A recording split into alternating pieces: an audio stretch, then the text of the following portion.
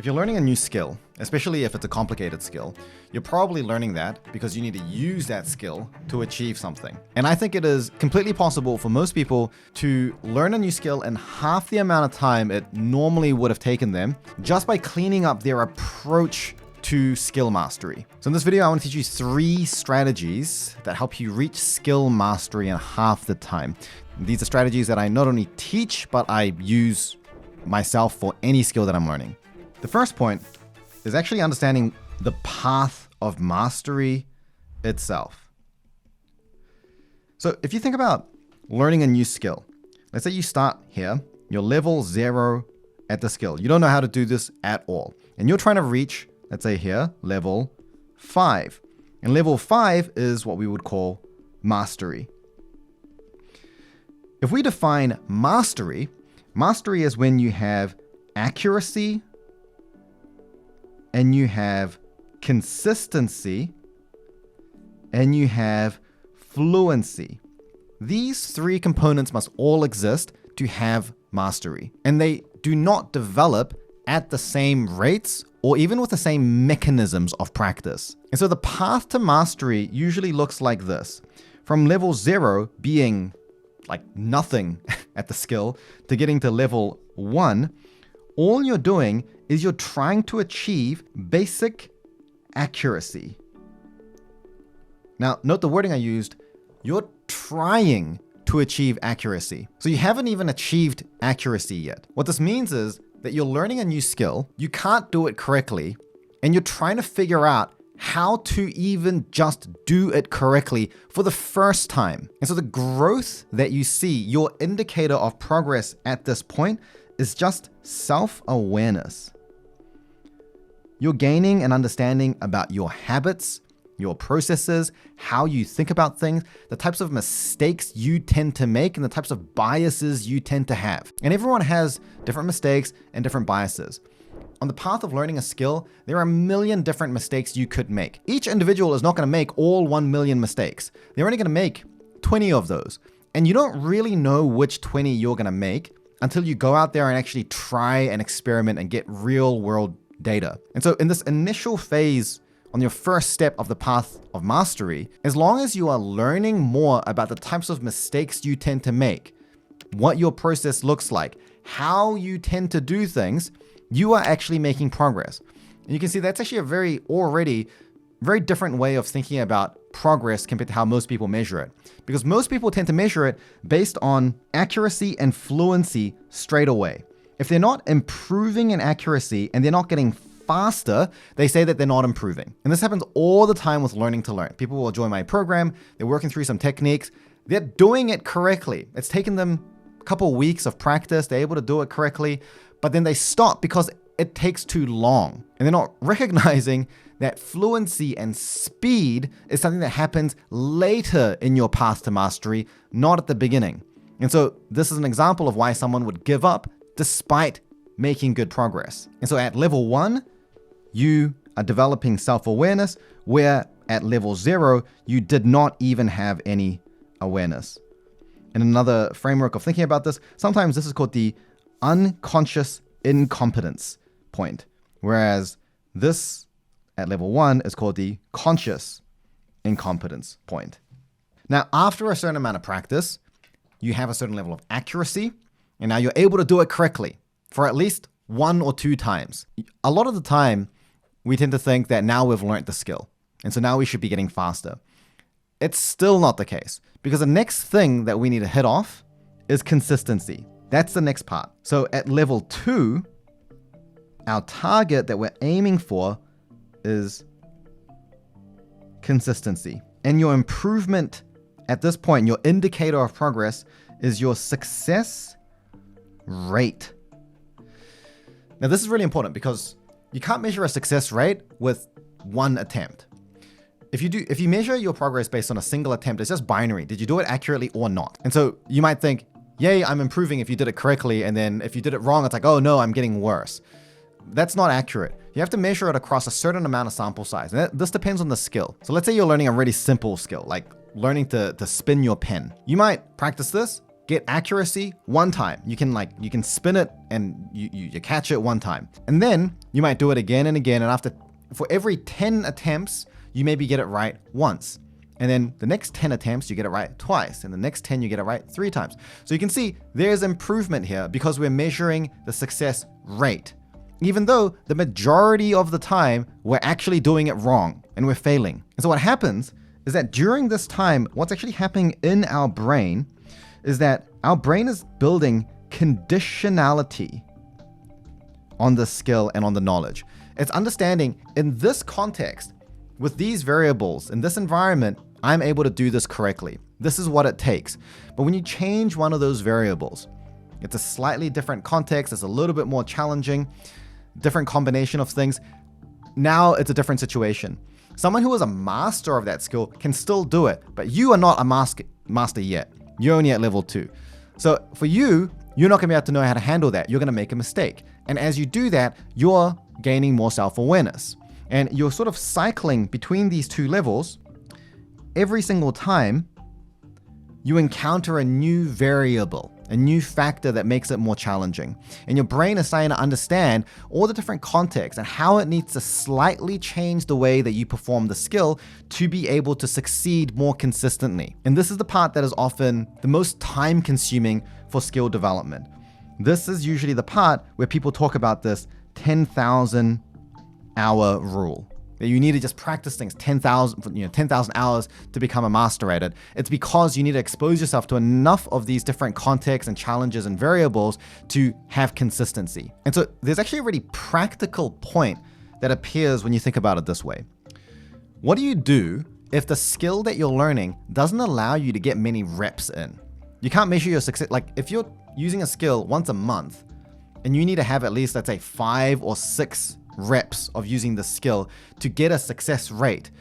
It's going to take you 6 months, a year to be able to get enough data to even know what your baseline success rate is. And so this becomes a really challenging situation. And actually, the solution to this is that you have to increase the reps. If you're in a situation where the only practice and the only reps that you're getting are so infrequent that you can't even measure your success rate, you're just not going to be able to measure it. And you're also not going to be able to improve very fast because your brain doesn't have many repetitions at learning these different variables and getting that practice. So your options are either find a way to get more repetitions in more frequently, or be okay with developing the skill more slowly. And what I find with a lot of top learners that are really able to learn skills quickly is that they're very proactive about this. They'll identify, hey, there's a bottleneck here. I can't measure my success rate because I'm not getting enough reps in of practice. My consistency isn't improving fast enough. I need to do something and change my environment, my reality, to allow me to have those repetitions. Whereas a lot of people, probably most people, take a more passive approach to this and just say, hey, I'm not getting enough reps in. I'm learning this really slowly, and they just don't really do anything about it. So you have to give yourself the ingredients, the opportunity to improve quickly. Now, in the conscious competence framework, this is called conscious competency. And usually what this means is that it requires a very high level of effort and attention and focus and concentration for you to be able to do it accurately. And so going from level 2 to level 3, your indicator of progress is that the effort starts going down. So your effort starts reducing. It becomes easier. And that's your indicator of progress. As you continue to develop, the amount of effort you need to put in starts dropping. What this means in your brain is that at this level, we're starting to develop a habit.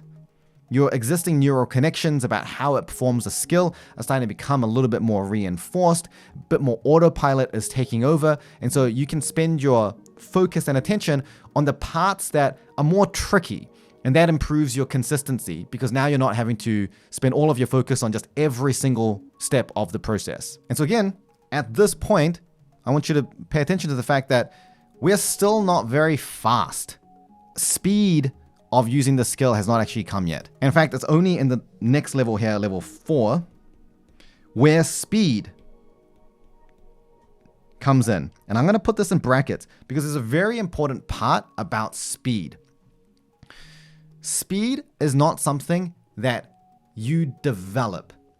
Speed is a natural byproduct when you're able to do all the lower levels correctly. Well, not level 0. Okay, not that part.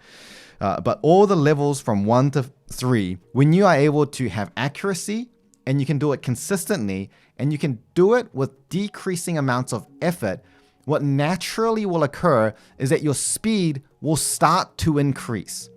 And what I've noticed in my years of coaching is that when you deliberately try to increase your speed, it often just increases your rate of error or decreases your consistency. And then you start introducing all sorts of different mistakes and complexities with developing the skill. In reality, if you just don't worry about getting faster at all, you will just naturally get faster unless you're deliberately trying to do it slowly, which most people aren't. And so in level 4 on the path to mastery, you start noticing without even trying, it's getting faster and faster and faster. Your consistency is not dropping, your accuracy is staying high, but it's just naturally getting faster until level 5, you're at mastery. You have accuracy, consistency, and fluency, aka speed, and they're locked in. This is where you're going to get those really hard plateaus. Your accuracy and consistency are already very high, but your speed is just not getting any faster at all because you're about as fast as it can get, unless you completely change your entire process. And it's at these levels here that in the conscious competence framework, sometimes we call this unconscious competence, and that you're able to do it great without even trying. And so simply just by being aware of the path of mastery, it allows you to have a more accurate measure of your progress. And also because you know what the right thing to measure is, you can also change the way you practice to get good at that metric. For example, if you know that fluency is something that comes much later, you don't worry about trying to get fast. If your current focus is accuracy, you focus on just building accuracy. If your focus is consistency, you just focus on consistency. And so just being aware of this allows you to hit mastery much more quickly and easily with less demotivation. So that's the first part. The second strategy is early interleaving. Now, my normal approach to learning a skill used to be that I will try to build that accuracy and consistency, and I'll just try to get really, really good at it. And then when I feel like I'm at a certain level, I'm going to challenge myself by trying it on different types of contexts and just more challenging situations. And then as expected, my accuracy and my consistency will break down because I'm challenging myself at a higher level. And then I'll just continue at that until I'm able to do it, and then I'll move on. That's actually a slower way to develop. And this is what early interleaving is about. You actually want to continually mix up the challenges and the variety of your practice from your earliest levels of practice. And one of the famous examples of using interleaving actually comes from basketball free throwing. So the idea was that, I guess in the old days, the method of practicing your basketball free throw was to stand in the penalty zone line. I don't watch basketball and I don't play basketball. You stand in one spot and you throw the ball into the hoop. And you just continue to do that until you get accuracy. And then what sports scientists figured out was that actually your ability to accurately and consistently throw the ball from that spot goes up when you practice around that area. So you don't just stand in that spot, you stand in front of that spot, behind that spot, to the left of that spot, to the right of that spot, while you're moving, while you're staying still.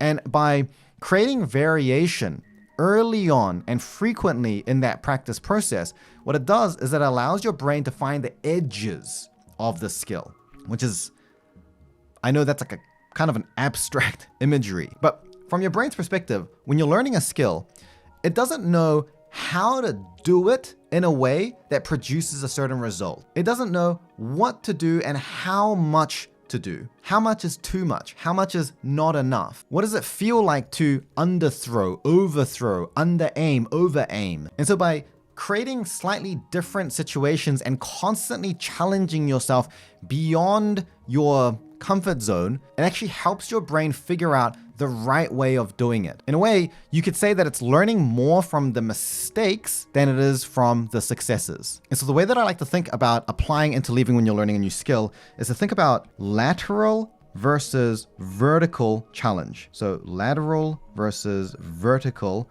challenges. So let's say I'm learning to learn and I'm practicing a mind mapping skill.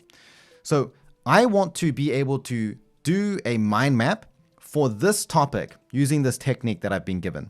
That will be the center point. That's our primary dominant goal. A lateral challenge would be to apply the same technique for a topic that's similar level of complexity, but a different topic or a different set of concepts. So what we're changing with a lateral challenge is the context that we're applying the skill to. On the other hand, with a vertical challenge, we're going to change the level of difficulty. So this might mean trying to use a mind map technique for a harder subject or a more complex set of concepts, or maybe learning from a resource that's harder to understand. We're keeping the context relatively similar, but we're changing the difficulty of applying the technique. I'll give you another example. Let's say that you are a software developer and you are learning how to create a checkout page on a website with some custom billing software. The software is new. You've never really created a checkout in this way before. There's lots of complexities to it. You need to learn how to do this. So you have your goal state, which is the specific checkout page you need to create, the project that you've been given, and you have the particular component that you're building. You read through the documentation and it says this component is meant to be used in this way and it can achieve this function. So your first round of practice is just to try to do it in that way. It's often the simplest, most obvious way of trying to apply the skill. You might do that a couple of times, get your head around that. And now, instead of moving on to the next component, assuming that you've got mastery over this, or instead of just continuing to practice doing that until you're able to do that consistently, we could apply a lateral challenge. So this might be building a very similar thing, but integrating it with a different software. A similar level of complexity, similar functions that you're using, a similar architecture and approach, but just a different product that you're integrating. Whereas a vertical challenge might be building a slightly more complicated checkout than the one that you've been given as part of your project, creating a more complex logic or a complex workflow. And so these types of challenges, you want to do this very early on when you're learning a skill, and that's going to allow you to learn that skill much more quickly. And this process of applying these challenges is a form of what we call interleaving. Now, before I go into the third strategy, I will say that this idea of path to mastery and early interleaving are two really important strategies, but they are still only two strategies. And there are lots of other little strategies that you might be able to apply in different types of contexts. And I'm not going to go over those in this video because I think these three really make a big difference for most people. But if you do want to go a little bit deeper into this and you want to get a few more of these types of tips, then I would recommend checking out my free weekly newsletter. If you don't already know, I have a newsletter. It's free and sent out weekly.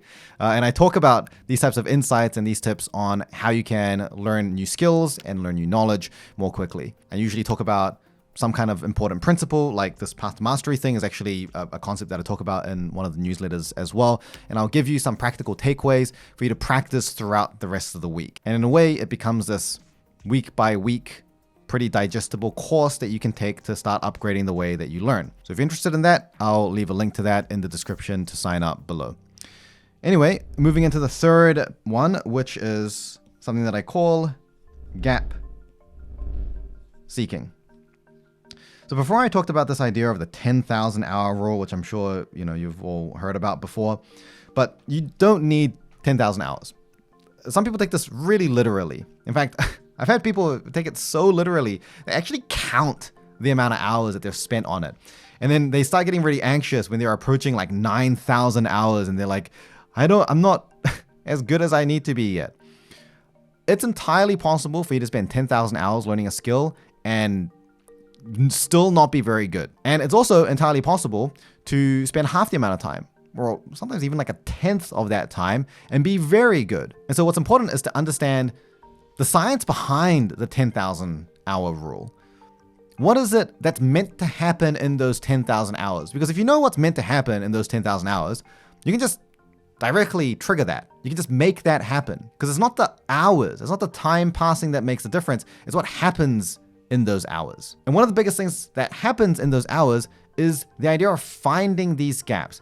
And I think gap seeking is a good one to end on because it ties together the path of mastery and the early interleaving part into kind of like a single frame of mind that you should have when you're learning new skills. And this is a frame of mind that I didn't used to have, and I found really uncomfortable to have when I was younger. And I think reframing the way that I thought about learning new skills with this gap-seeking mentality was one of the most important changes that I made that allowed me to start learning skills much more quickly. And so to explain this, I'm going to refer to something called the zone of proximal development.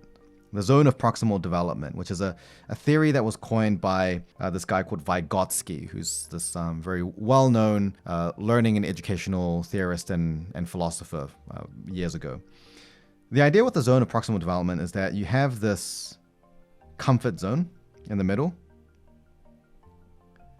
And this comfort zone is made up of your current level of skills and habits and processes. So your current skill is represented by the edge of this comfort zone. Anything that is outside of that is beyond your current skill, and anything that is inside of that is something that you find very easy. You already have mastery of it. So when you're learning a new skill, obviously it being a new skill is not going to be inside your comfort zone. So it's going to be somewhere outside of this. And if it's a complex skill, it's probably going to be like way out here, right? It's far beyond your current level of comfort. And actually even further than the zone of proximal development, which is the area just outside of your comfort zone. The idea is that if you are learning skills inside this zone of proximal development, it's outside of your comfort zone, but still close enough that allows you to learn new skills very quickly. If you go way too far out and you try to learn the skill all the way over there, it's so different to your existing habits and your processes that your brain doesn't really know what to do, and so it's very slow at learning it. And so if you want to get there, what you need to do is get to this point, and then you need to get to this point, and you need to get to this point, and get to this point. So obviously your comfort zone is kind of expanding every single time you're learning it, and your zone of proximal development is obviously, expanding until one day your goal state is inside your zone of proximal development, and now you can learn it. And that's basically what we're trying to do with this path of mastery. The path of mastery is you hopping your way over from, here all the way through to this point. Okay, let's just clean that up. Now here's the issue that happens in reality when you're trying to learn a new skill, which is that it's easy enough to go from your current comfort zone into your zone of proximal development and just learn this new skill. So you can go from here to here relatively easily. And you continue to practice this, and it gets more comfortable. You start gaining this mastery. It starts getting easier and easier. And so these are all indicators that your comfort zone is expanding out. So let me redraw this to encompass that. Okay, so now our comfort zone has expanded out, and likewise our zone of proximal development is slightly out as well. So we're one step closer. So naturally, of course, the next step, as I just explained, is for us to take the next step outside here.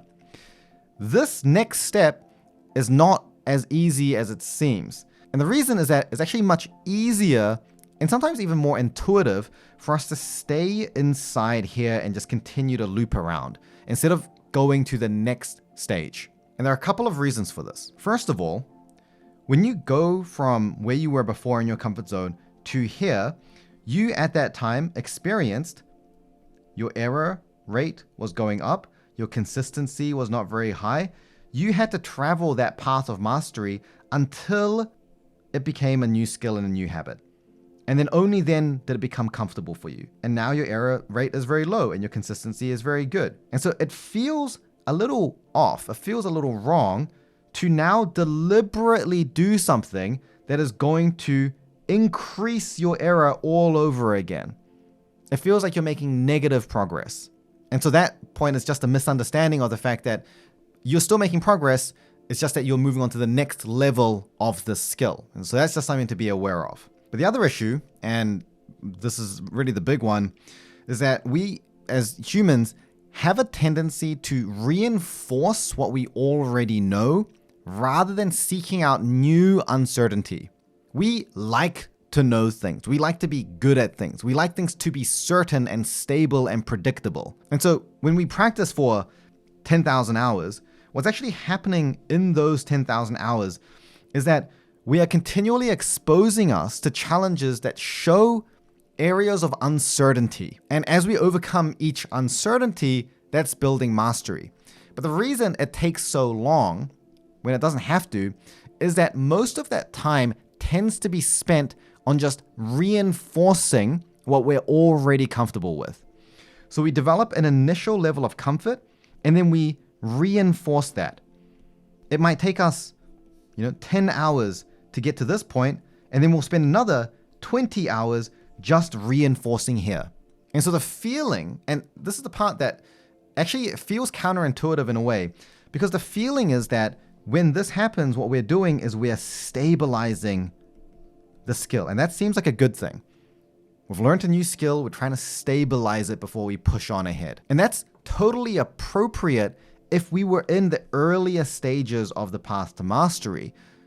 If we are in the accuracy or the consistency phase, we absolutely need to stabilize to improve the consistency or improve the accuracy until we get fluency.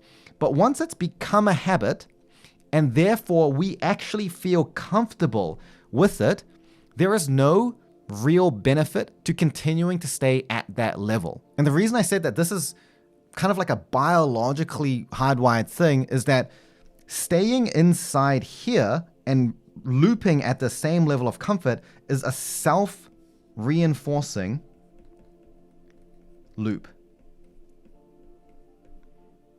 What happens is that we have a task that used to be challenging for us. We learn to get good at that task. We are able to succeed at that task. This makes us feel good. And then we continue to loop and do this because it feels good. And so staying in that zone where we're already comfortable becomes something that we look forward to. And that's self-reinforcing. But it's also inadvertently self-sabotaging if what you needed to get to was way over here. And so if you're trying to learn a complex skill or to a high level, you always need to keep a level of awareness on systematically resolving uncertainties. What that means is that you are actively thinking about where your current level of skill is, what feels uncertain, where does your confidence drop with applying this skill, and trying to resolve that, going towards the challenge, moving towards the mistakes and the failures. And then once you're comfortable with that, then finding the next zone of uncertainty. And obviously we can use our target skill level as an indicator. Like if there's a certain outcome that you want to achieve, a certain problem that you want to solve, a project that you want to do, you're going to know if you are at the skill level where you can actually do that successfully or not. So you can use that as a goalpost and continue to find areas of uncertainty that allow you to move along in this way instead of getting stuck into that very easy and common trap of just cycling within your new comfort zone. And honestly, just this final mentality of gap seeking alone can probably cut down your skill mastery time by like 40-50%. Now, if one of the complex skills you want to develop is learning, and you want to be able to learn any new skill more quickly, you might want to check out this video here where I go into that topic in a lot more depth.